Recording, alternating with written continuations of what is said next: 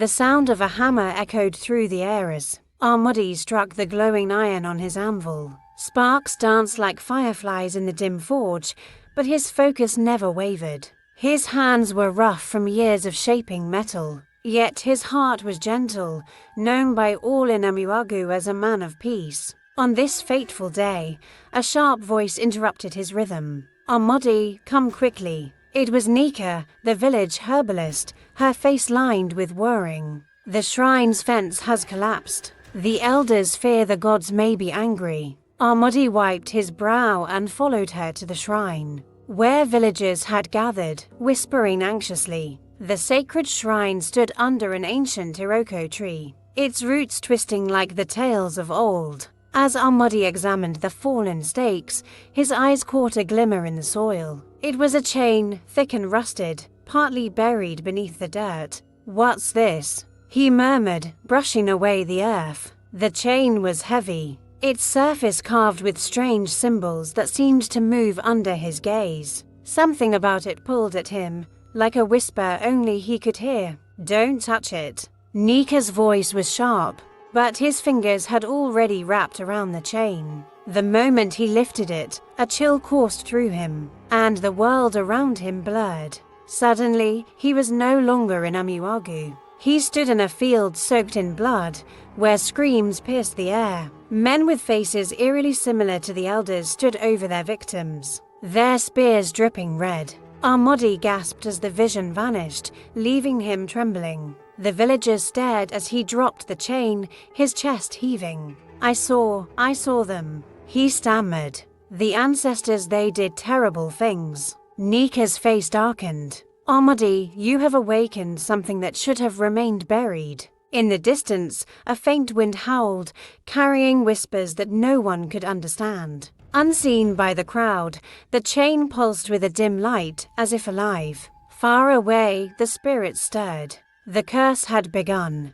The night was heavy, the kind that swallowed sound and stretched shadows into creatures of the unknown. Amadi sat on the floor of his small hut, the cursed chain lying in the corner like a coiled snake. No matter how hard he tried, sleep eluded him. The vision of blood and screams haunted his mind, replaying over and over. Outside, a strange wind swept through Umuagu, rustling leaves and carrying faint whispers. Amadi shivered, though the air was warm. He thought of returning the chain to the shrine, but something inside him, fear, or perhaps curiosity, kept him from moving. Just as he closed his eyes to rest, a voice hissed, low and chilling. "Amadi." His eyes snapped open. The voice wasn't human. Turning slowly, he froze. In the dim moonlight, a figure stood in the corner. It was translucent, its form flickering like a dying flame.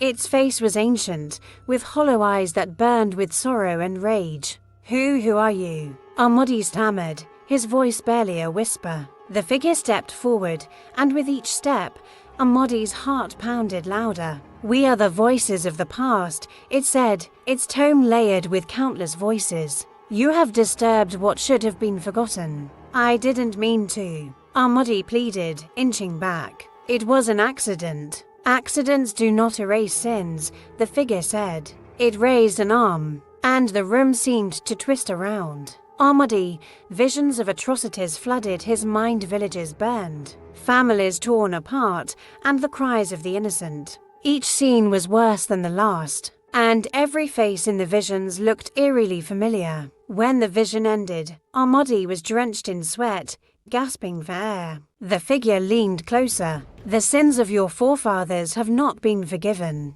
Justice demands a reckoning." Before Amadi could respond, the figure vanished, leaving behind only silence. But the silence was worse than the voices. It was the silence of judgment, of inevitability. Amadi stared at the cursed chain, his hands trembling. He knew now that the burden he carried was not his alone, but the weight of a dark history long buried. The morning came reluctantly, with the sun shrouded by heavy clouds. Amadi emerged from his hut, his eyes bloodshot and his body weak. He clutched the chain in his hand, its cold weight pressing into his palm. He had decided it had to be returned to the shrine. Whatever evil it carried, he couldn't keep it. As he trudged toward the shrine, villagers gathered in small groups, whispering and casting wary glances at him. A rumor had spread overnight of strange whispers heard in the wind and shadows moving where none should be. Nika intercepted him near the path. "Amadi," she said, her voice tense, "you must come with me. There's trouble at the elders' meeting." Reluctantly, Amadi followed her to the village square, where the elders were gathered. Their faces were grim, their voices loud and angry. "This is Amadi's doing," barked Elder as his wrinkled hand pointed accusingly. "Since he touched that cursed chain, strange things have begun happening. Children crying in their sleep, livestock refusing to eat. The gods are angry. I did not bring this upon us," Amadi retorted, his voice cracking. "It is the sins of our ancestors. I saw it, the blood, the atrocities. The chain is a reminder of what they did." The crowd murmured in confusion, some looking at Amadi with fear, others with doubt. Elder O'Keek stepped forward, his eyes narrowing. "Lies," he thundered. "Our ancestors were honorable men. You dare accuse them? This is your burden, not ours." Before Amadi could respond, a shriek pierced the air. The villagers turned to see Obina, the farmer, running toward them. His body was covered in fresh cuts, as if he had been lashed with invisible whips. They came for me," Obina gasped. "Spirits, accusing me of crimes I never committed." Panic erupted. The villagers shouted, some accusing Amadi of bringing a curse, others demanding the chain be destroyed. As chaos unfolded, Amadi stood frozen. The spirits were no longer haunting only him. They had begun punishing the entire village. The curse was spreading, and it was far from over. Night fell with an ominous weight, swallowing Umuagu in darkness deeper than any the village had known. Fires flickered weakly in clay lamps, but their light seemed powerless against the growing unease. Cries echoed from distant huts as more villagers experienced unexplainable attacks, visions, mysterious wounds, and voices accusing them of sins buried in time. Amadi sat by Nika's fire, his head in his hands. "This curse will destroy the village," he muttered. "What do the spirits want? How do I stop them?" Nika's face was somber. She ground herbs in a clay bowl, her movements slow and deliberate. "The chain is more than an object, Amadi, it is a tether to the past, a tool the spirits use to force us to confront the sins of our lineage." She paused. "You must seek the truth. Only by uncovering what truly happened can the spirits find peace." "The truth," Amadi repeated, his voice hoarse. "What if the truth is worse than the curse?" Nika's eyes met his, sharp and unyielding. "It often is, but the price of silence is destruction." With a heavy heart, Amadi rose and took the chain. Its weight felt heavier now, as though it fed on his despair. He decided to visit the oldest elder in the village, Ogbala, who lived on the outskirts. If anyone knew the truth, it would be her. Under the cover of night, Amadi approached Ogbala's hut. She was waiting, her frail body wrapped in a faded cloth, her eyes piercing despite her age.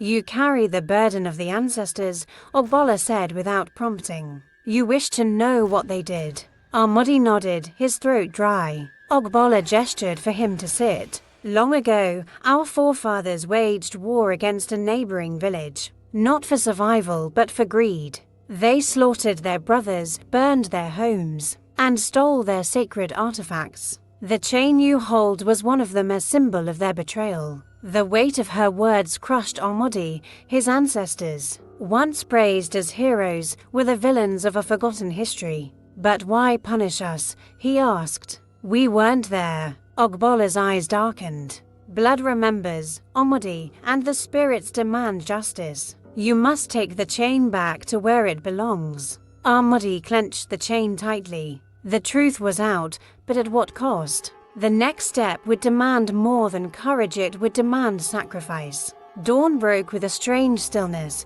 as if the land itself awaited judgment. Amadi stood at the edge of the forest, the cursed chain wrapped around his arm. His heart pounded with fear and resolve. The neighboring village, long abandoned after the atrocities, lay deep in the forest, a place no one dared to venture. Yet that was where the chain belonged, where justice would find its rest. The journey was treacherous. The forest seemed alive, whispering in tongues Amadi couldn't understand. Shadows shifted, and the air grew colder with each step. Yet he pressed on, his resolve hardened by the knowledge of the truth. Finally, he arrived. The ruins of the neighboring village stood in eerie silence, overgrown with weeds and vines. In the center, a broken shrine lay crumbled, its stones blackened by fire. Amadi approached it, the chain in his hands vibrating as though it recognized its home. As he knelt before the shrine, the air grew thick.